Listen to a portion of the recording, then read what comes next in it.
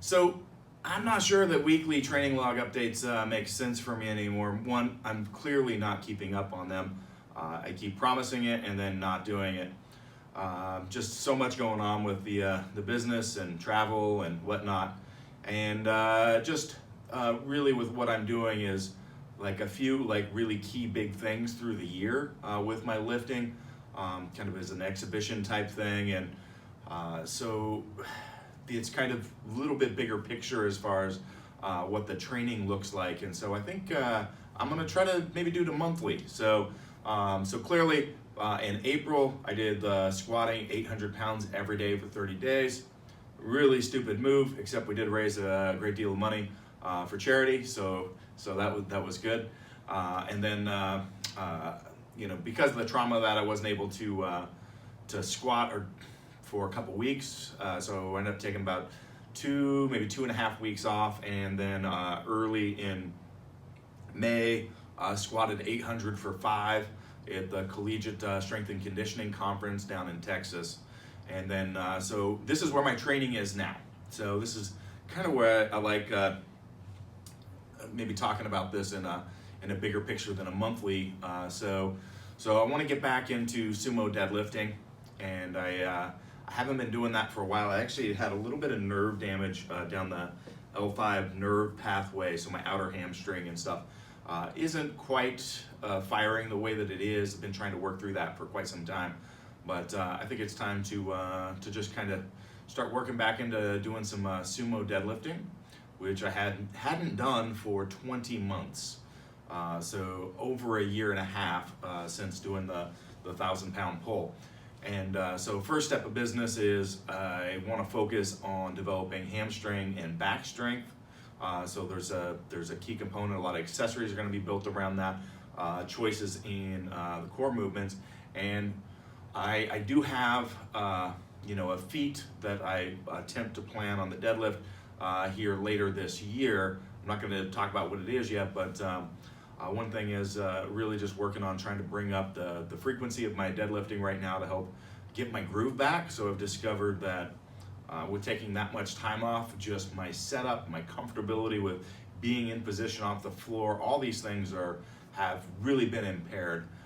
So I'm starting out deadlifting 3 days a week right now, and then I've got a couple days of upper body accessory. Obviously I'm doing lats, rear delts, accessory, stuff like that on some of my training, my training days, so not including that. So we're talking about some accessory days for basically pressing type muscles, everything on the anterior side. And so what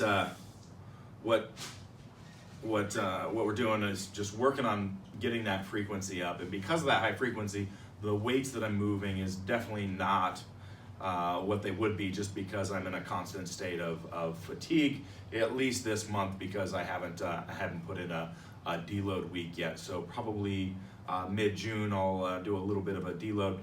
So anyway, I'm gonna toss in some videos of some of the stuff that you can see from my training over this last month. I don't have a whole lot of stuff captured, I believe, but should give you a good idea of what that looks like. And let's see if I can throw in a screenshot of the actual training program over the course of that time as well. So see how this approach works, whether you guys like it or not. Hopefully you can get something out of kind of that bigger picture look. But right now, working on building up deadlift frequency, really finding and getting my groove and my setup dialed back in, getting all those positions in place, and working on developing strength in some key areas that may not be there from the type of training that I've been doing for the last year or so. So particularly getting my upper back and hamstring strength developed a little bit more and brought back up to where it has been in the past. All right, this was my first time pulling. It's only 7:25 in over a year and a half. Had 15 minutes to train while down in San Antonio doing a seminar, and so just slapped a couple weights on, wanted to see how it felt.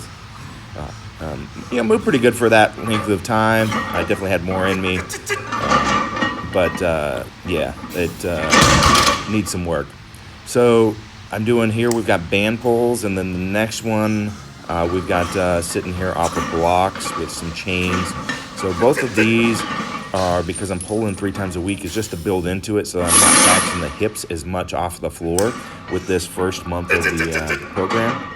And then from there, pulling off the floor once a week as my heavy pull this last month.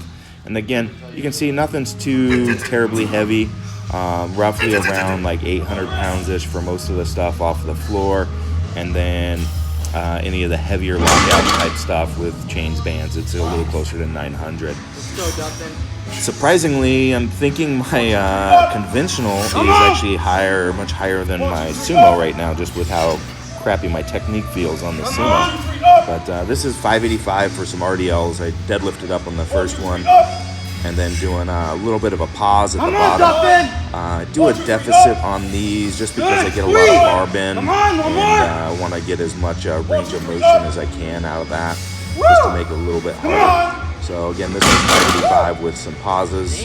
Pauses probably a little faster than they needed to be. That was nice. And then the next week I went ahead, I think I pulled 785 for a bunch of singles or something sumo, and then decided to take a plate and a dime off for 675 for the same thing, a deficit beltless RDL with a deadlift there at the beginning of each one. So this is 2 sets, I think, of 6 reps and 5 reps if you count that first one standing off the floor.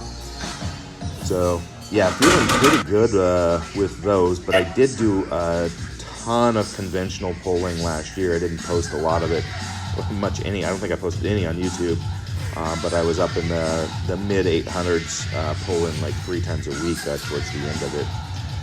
But I never ended up doing the feat that I hoped to do from that. New baby, life, business, all that stuff kind of got in the way. And then I'm actually now getting ready to start doing more deficits, just to work on getting comfortable off the floor. And now that I feel I can take a little bit more on the hips after a week of a less taxing work. Don't forget, we have an extensive movement library of highly detailed videos, along with a lot of other exclusive content on kabuki.ms. Also check out kabukistrength.com for all your product, coaching, and movement needs.